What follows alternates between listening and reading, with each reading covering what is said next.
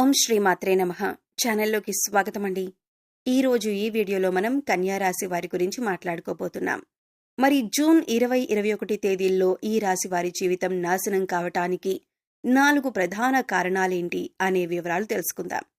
ఇంకా అవకాశం ఉంది. ఇప్పుడే మీ తలరాతను మార్చుకోండి.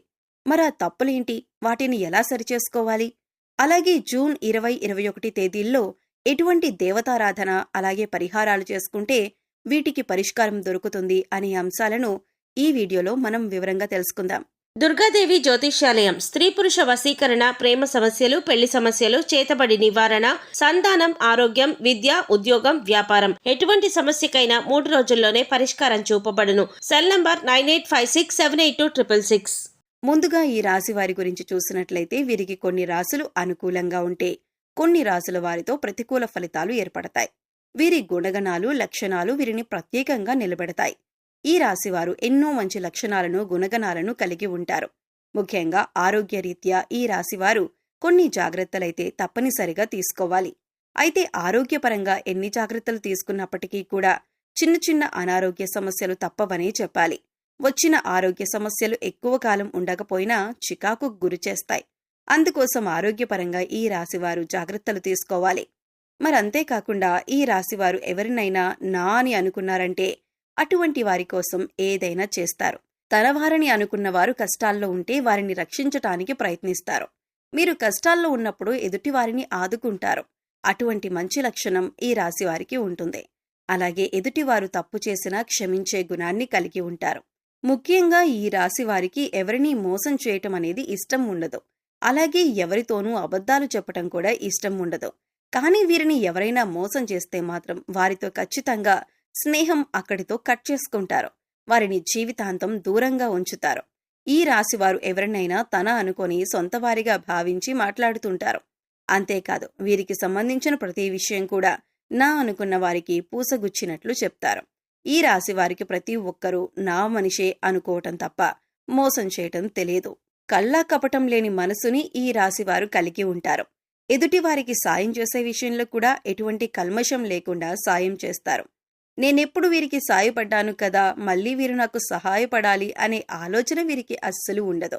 వీరికి వీలైనంత వరకు కూడా ఎదుటివారికి సహాయపడాలి అనే ఆలోచనతోనే ఉంటారు. ఇటువంటి ఒక మంచి లక్షణం కారణంగా ఎదుటివారు వీరిని తేలిగ్గా మోసం చేస్తారు. ఇక నా అనుకున్న వారే ఈ రాశివారి నాశనాన్ని కోరుకుంటారని కూడా చెప్పొచ్చు. అంతేకాకుండా ఈ రాశివారు గనుక ఇప్పుడు చెప్పబోయే ఈ 4 ప్రధాన కారణాలు అలాగే 4 తప్పులు ఏవైతే ఉన్నాయో వాటిని జాగ్రత్తగా విని ఇక నుంచి వాటిని చేయకుండా జాగ్రత్త పడినట్లయితే కనుక ఖచ్చితంగా ఇకపై మీకు అన్ని మంచి ఫలితాలు లభించనున్నాయి.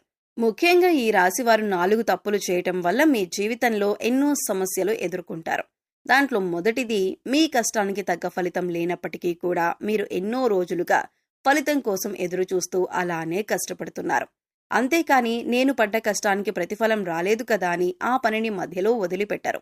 ఇక ఈ రాశివారు ఏమనుకుంటారంటే ఏదైనా పని చేస్తుంటే ఇంకా మంచి ప్రతిఫలం వస్తుందేమో, ఇప్పటి వరకు పడిన కష్టం ఏదైతే ఉందో అది మనకి ఒక అనుభవంగా ఉంటుందని ఇంకా ఆ పని మీదే ఎక్కువగా కష్టపడుతూ ఉంటారు. సక్సెస్ అయ్యే వరకు కూడా ఆ పనిని వదిలిపెట్టరు. ఇటువంటి సమయంలో మీకు ఫలితం రానప్పుడు ఆ పనిని వదిలిపెట్టడం కంటే కూడా దైవం మీద ఎక్కువ నమ్మకం ఉంచి దైవారాధన చేసుకుంటూ ఆ పనిని చేయటం వల్ల మీకు పనిలో మరింత పురోగతి కనిపిస్తుంది. ఇక ఈ రాశివారి సంపాదన విషయానికి వచ్చినట్లయితే వీరికి ధన సంపాదన బాగుంటుంది. కాకపోతే వచ్చిన ధనం నిలకడగా ఉండదు. ఏదో ఒక రూపంలో ఖర్చు అవుతూ ఉంటుంది. ఇక వీరు తెలిసి తెలియక అనవసరంగా డబ్బులు ఖర్చు చేస్తూ ఉంటారు. కాబట్టి డబ్బుని మాత్రం కొంచెం జాగ్రత్తగా మీరు ప్రణాళికాబద్ధంగా డబ్బుని ఖర్చు చేయవలసి ఉంటుంది. ఇక మీరు ఏదైనా పని చేపట్టినా లేదా మీకు ఎవరైనా ఏదైనా పని అప్పచెప్పినా దాన్ని పోస్ట్పోన్ చేయకుండా ఎప్పటికప్పుడు ఆ పనిని ఫాస్ట్గా కంప్లీట్ చేసుకోవడానికి ప్లాన్ చేసుకోవాలి. ఒక ప్రణాళిక రచించుకుని ఒక పనిని పూర్తి చేసినట్లయితే దాంట్లో ఖచ్చితంగా మీరు విజయాన్ని పొందుతారు. బద్ధకం అనేది ఈ రాశి వారికి అస్సలు పనికిరాదు. ఇక ఈ తప్పును కూడా మీరు సరిదిద్దుకున్నట్లయితే కనుక మీరు జీవితంలో పురోగతిని సాధిస్తారు. ఇక మీరు మార్చుకోవలసిన మరొక తప్పేంటంటే మీకున్న కోపం. మీరు ఆవేశంగా మాట్లాడకుండా నెమ్మదిగా ఓర్పుతో శాంతంగా మాట్లాడాలి. ఇంట్లో వాళ్లతో అయినా, బయట వాళ్లతో అయినా, స్నేహితులతో అయినా, శ్రేయోభిలాషులతో అయినా చాలా నిదానంగా ఆచితూచి మాట్లాడవలసి ఉంటుంది. లేదంటే ఇది అనేక రకాలుగా గొడవలకి దారితీసే అవకాశం ఉంటుంది. ఇక మీకు కోపం వచ్చిన సమయంలో మీరు ఎదుటివారి మీద మాటలతో దాడి చేయకుండా మౌనంగా ఉండటం వల్ల ఈ సమయంలో మీ బంధాలు, బంధుత్వాలు అనేవి నిలబడతాయి. తెలిసిన వాళ్ళకే కాదు, తెలియని వాళ్ళకి కూడా ఈ రాశివారు సహాయం చేయాలని అనుకుంటారు. అయితే సహాయం చేసిన సమయంలో ఎదుటివారి కష్టం తొలగిపోతుంది. కానీ ఈ రాశి వారికి మాత్రం అప్పటి నుంచి కష్టాలు మొదలవుతాయి.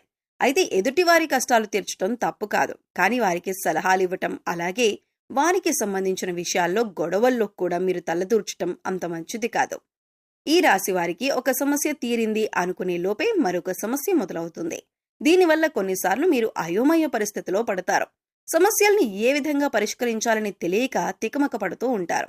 ఇక ముఖ్యంగా మీ చుట్టూ ఉన్నవారు, అది మీ బంధువులు కావచ్చు, స్నేహితులు కావచ్చు, కుటుంబ సభ్యులు కావచ్చు, ఎవరైనా సరే, మీరు నా అనుకునే వారితోనే మీకు ఆపద పొంచి ఉంది.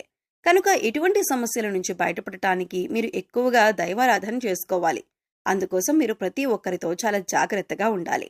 ఇక ఈ రాశి వారికి ఏది కూడా పర్సనల్ అనే విషయం ఉండదు. ప్రతి విషయాన్ని అందరితో షేర్ చేసుకోవడానికి ఇష్టపడతారు. ముఖ్యంగా మీరు ఏదైనా పని చేయకముందే ఆ పని గురించి 10 మందికి చెప్పటం, దాని గురించి చర్చించటం, ఇటువంటివి మానుకుంటే మంచిదే. ఎందుకంటే మీ శత్రువులు ఆ పని జరగకుండా ఆపటానికి ప్రయత్నిస్తారు. ఏదైనా పని మొదలు పెడితే అది పూర్తయిన తర్వాత చెప్పండి తప్పితే ముందుగానే ఆ పని గురించి ఎవరికీ చెప్పొద్దు. ఈ రాశివారు దయాగుణాన్ని కలిగి ఉంటారు. వీరు ఎవరిని బాధ పెట్టరు. ఎదుటివారిని బాధ పెట్టాలన్న ఆలోచన కూడా వీరికి రాదు. ఈ రాశివారు స్త్రీలను గౌరవించవలసి ఉంటుంది. ఆ స్త్రీ మీకు తెలిసిన వారైనా, తెలియని వారైనా, మీ కుటుంబ సభ్యులైనా లేదా బయటవారైనా, మీరు స్త్రీలను గౌరవించాలి. ఇలా చేయటం వల్ల మీకు శుభ ఫలితాలు లభిస్తాయి. అంతేకాదు ఈ రాశివారు జంతువులను కూడా చాలా ప్రేమగా చూసుకోవాలి. వాటికి హాని కలిగించకూడదు. ఇలా చేయటం వల్ల కూడా మీరు శుభ ఫలితాలు పొందుతారు. ఇక ఈ రాశివారు మరిన్ని శుభ ఫలితాలను పొందటానికి పాటించవలసిన పరిహారాలు చూసుకున్నట్లయితే, సూర్యాస్తమయమైన తర్వాత పాలు, పసుపు, ఉప్పు, ఆవ నూనె, వెల్లుల్లిపాయ, ఉల్లిపాయ ఇటువంటివి ఎవరికీ ఇవ్వొద్దు. అలాగే మీరు కూడా ఎవరిని అడిగి తీసుకోవద్దు. ఇలా చేయటం వల్ల మీ ఇంటి నుంచి లక్ష్మీదేవి వెళ్లిపోతుంది.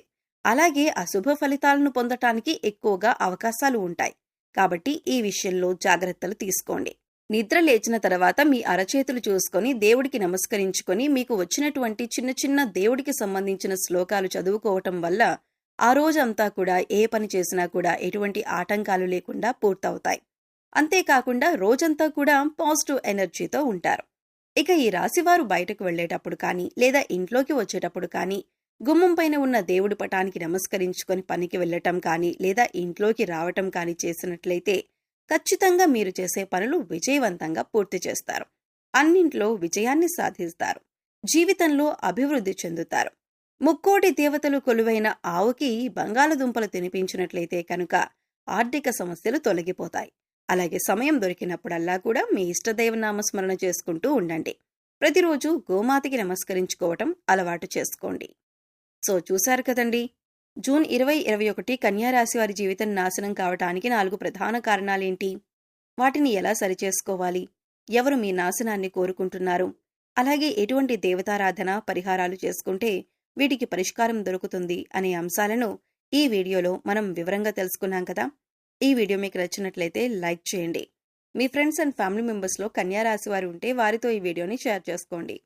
అలాగే ఇప్పటి వరకు మన ఛానల్ని కనుక సబ్స్క్రైబ్ చేసుకోకపోతే సబ్స్క్రైబ్ చేసుకొని పక్కనే ఉన్న బెల్ ఐకాన్ నొక్కి ఆల్ సెలెక్ట్ చేసుకుంటే మేము ఇలాంటి వీడియోస్ అప్లోడ్ చేయగానే ముందుగా మీకు నోటిఫికేషన్ వస్తుంది. మరో చక్కటి వీడియోతో మళ్ళీ కలుద్దామండి. ఓం శ్రీమాత్రే నమః.